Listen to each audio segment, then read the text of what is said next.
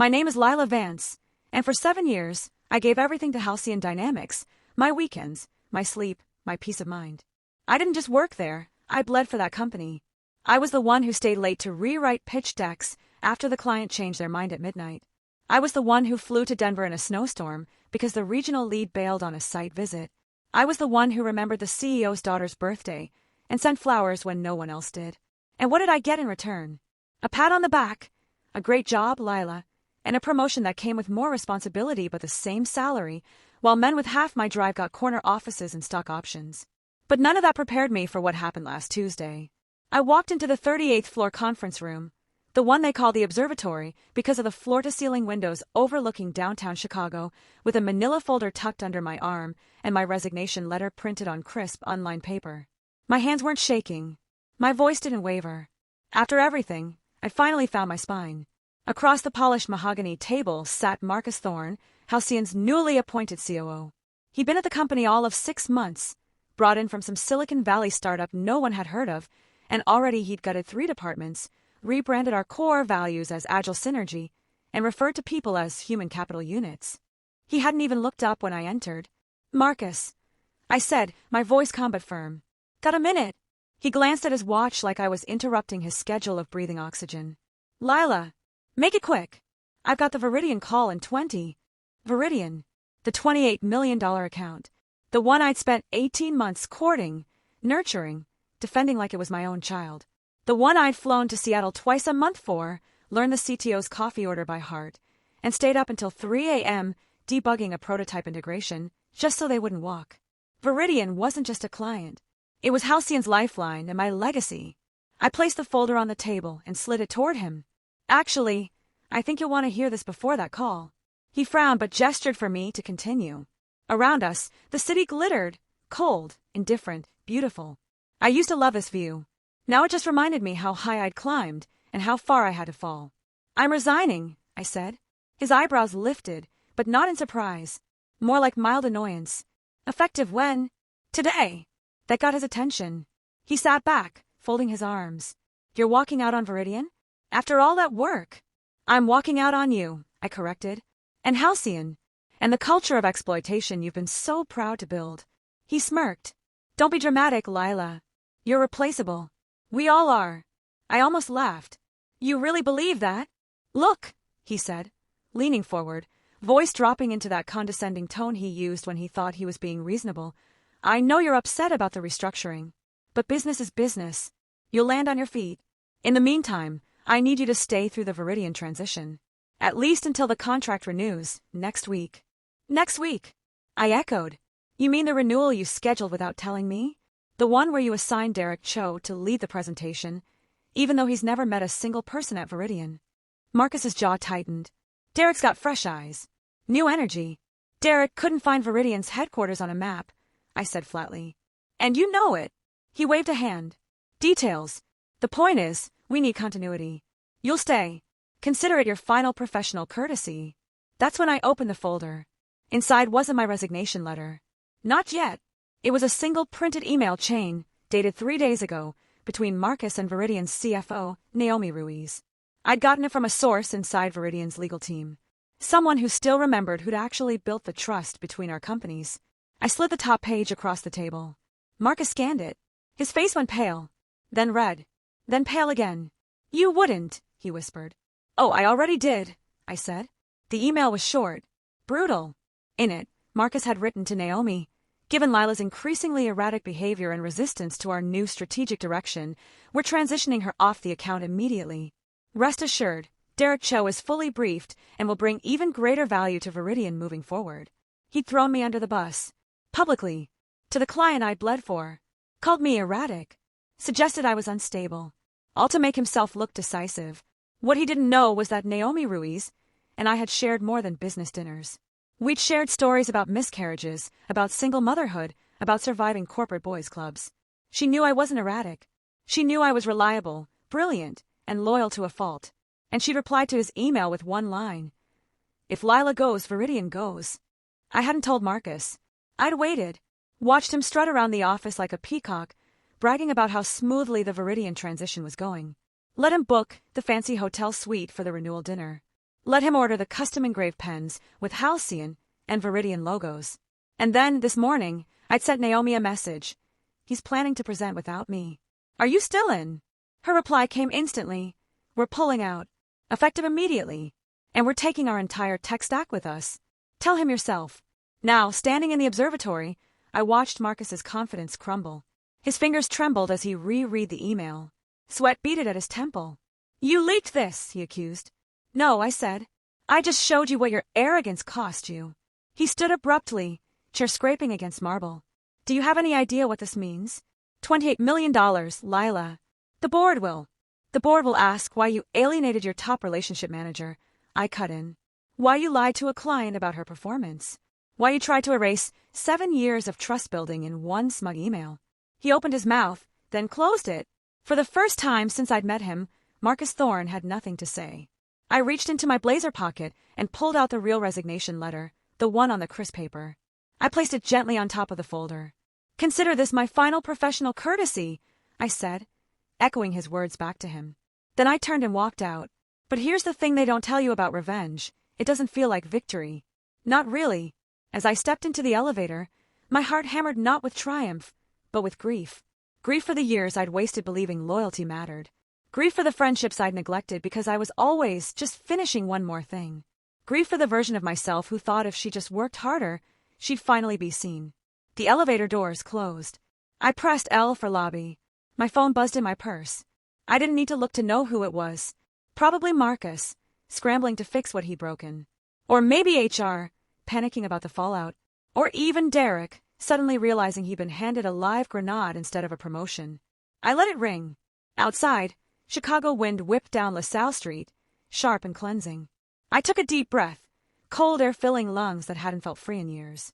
For the first time in a long time, I didn't have a meeting to rush to. No client to placate. No performance review, hanging over my head like a guillotine. But I also didn't have a plan. I'd burned my bridge. Spectacularly. Beautifully. Irrevocably. Now what? I walked past the doorman without a word. He tipped his hat like always, but today I nodded back like a person, not an employee. My heels clicked against the sidewalk, each step lighter than the last. Half a block down, my phone buzzed again. This time I pulled it out. It wasn't Marcus. It was Naomi. Coffee, the text read.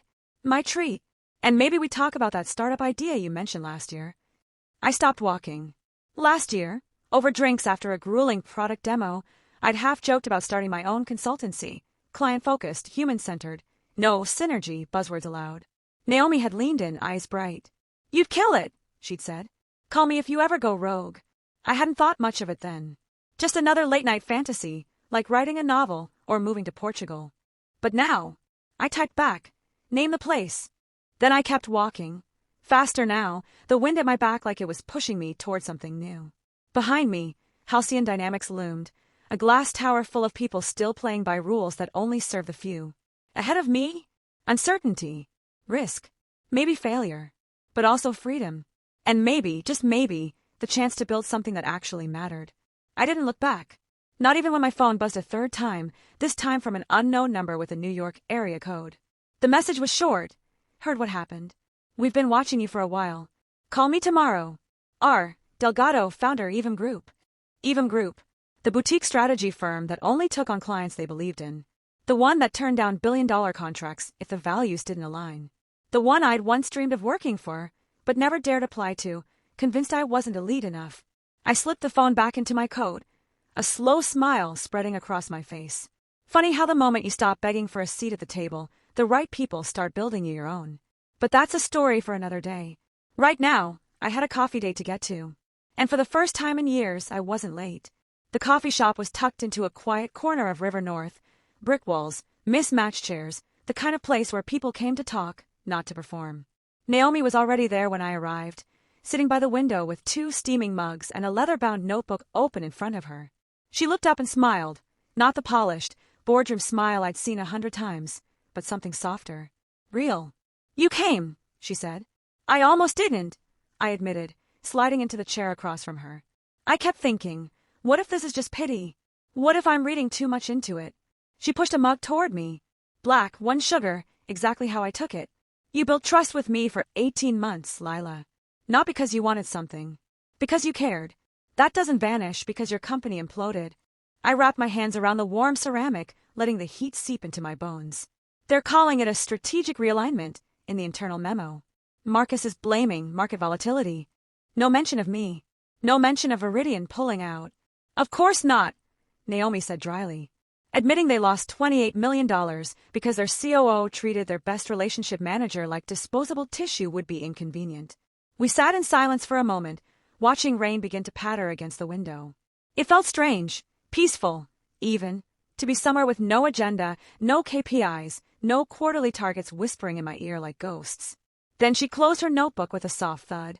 So, that startup idea, still just an idea. I hesitated. I've got savings, enough to last 6 months, maybe 8 if I'm careful. I've drafted a business plan, nothing fancy, just values, services, a few early client concepts. But starting from scratch at 39, it feels reckless. Reckless. She laughed softly. Lila, you just walked away from a golden handcuff job and cost a Fortune 500 adjacent firm a 9-figure client in one afternoon. Reckless is your superpower now. I blinked. I never thought of it like that. Think of it this way, she said, leaning forward. Viridian doesn't just need a vendor. We need a partner. Someone who sees us as people, not revenue streams. And I know a dozen other companies who feel the same way. I'll be your first client. Full retainer. 6 months guaranteed. My breath caught. Naomi, don't thank me, she said firmly. Thank yourself. For showing up when it mattered. For remembering my daughter's name when I was drowning in grief after my divorce. For staying on that call until 4 a.m. when our servers crashed before product launch. You earned this. Tears pricked my eyes, but I blinked them back. Not out of pride, just because I was tired of crying over things that no longer had power over me. We talked for hours. About structure, about pricing, about the kind of culture I wanted to build. No performative hustle, no toxic family rhetoric, just honest work with honest people. She introduced me to 2 other founders she trusted, women who'd left big tech after burnout, men who'd walked away from private equity after realizing they were selling their souls by the quarter. By the time we left the cafe, my notebook was full of names, numbers, and possibilities. 2 days later, I signed a lease on a small office space in Logan Square, 2 rooms, exposed brick, sunlight in the mornings. I painted the walls myself, bought secondhand desks from a closing nonprofit, hung a simple sign on the door, Vance Collective. The name felt right. Not flashy. Not trying to sound like a disruptor or a ninja or a rock star. Just collective. Because I knew I couldn't do this alone. And I didn't want to. Within a month, I had 3 clients. Not because I cold called or ran ads, but because people remembered how I treated them, not as accounts, but as humans. A former colleague from Halcyon reached out after quitting in protest over Marcus's latest efficiency initiative. She became my first hire. We paid her fairly, gave her unlimited PTO, trusted her to do her job without surveillance software tracking her keystrokes. It wasn't glamorous. Some weeks, I paid myself last. There were nights I lay awake wondering if I'd made a catastrophic mistake. But then a client would email to say, "You're the first consultant who actually listened," or my teammate would laugh in the office kitchen over burnt coffee, and I'd remember, this is what work should feel like. 6 weeks after I walked out of Halcyon, Marcus Thorne was quietly transitioned out of his role. The official statement called it a mutual parting. Unofficially, the board had panicked when 2 more major clients followed Viridian out the door, both citing cultural misalignment. I heard he landed at another firm within months. Same title, same playbook. Some people never learn. I didn't gloat. Revenge, I realized, wasn't the point. The point was liberation. One rainy afternoon, as I was packing up to leave the office early, because I could, because no one would dock my commitment score for it, I found an envelope slipped under my door. No return address. Inside was a single sheet of thick, cream-colored paper. It read, "Lila, you were right. I was wrong. Not just about you. About everything. If you're ever open to it, I'd like to buy you coffee and listen." MT. I stared at it for a long time. Then I folded it neatly, placed it in my desk drawer, and locked it away. Not out of bitterness, but because I didn't need his apology to validate my worth. I'd already rebuilt it, brick by brick, client by client, choice by choice. That night, I met Naomi and a few others for dinner at a tiny Italian place with checkered tablecloths and garlic bread that tasted like childhood. We laughed too loud, toasted with cheap wine, and talked about dreams that didn't involve corner offices or stock options. As I walked home under streetlights glistening on wet pavement, I felt something I hadn't in years, lightness. Not because I'd won, but because I'd finally stopped playing a game rigged against me. I didn't know what came next. Maybe Vance Collective would grow into something big. Maybe it would stay small and intimate, serving only those who valued integrity over optics. Either way, it would be mine. Ours. Built on respect, not fear. And that, more than any client, any title, any revenge, was the real victory. The city hummed around me, alive and indifferent, but for the first time, I didn't need it to notice me. I already knew who I was. A year later, Vance Collective employed 12 people, all paid living wages, all with the freedom to work from wherever they thrived. We turned down 3 lucrative offers from firms with questionable ethics just because we could. And every Friday, we closed the office by 3 p.m. for no meeting afternoons, a rule I guarded like sacred ground. Naomi and I became more than client and founder. We became friends. Real ones. The kind who show up with soup when you're sick and call just to say, I saw this and thought of you. One spring morning, as I sat on my tiny balcony with coffee in hand, no emails open, no deadlines looming, I watched cherry blossoms drift down from the tree across the street. My phone buzzed. A notification from LinkedIn. Halcyon Dynamics has posted a new job opening. Head of Client Trust and Partnership Integrity. I smiled, closed the app, and took a slow sip. Some wounds heal.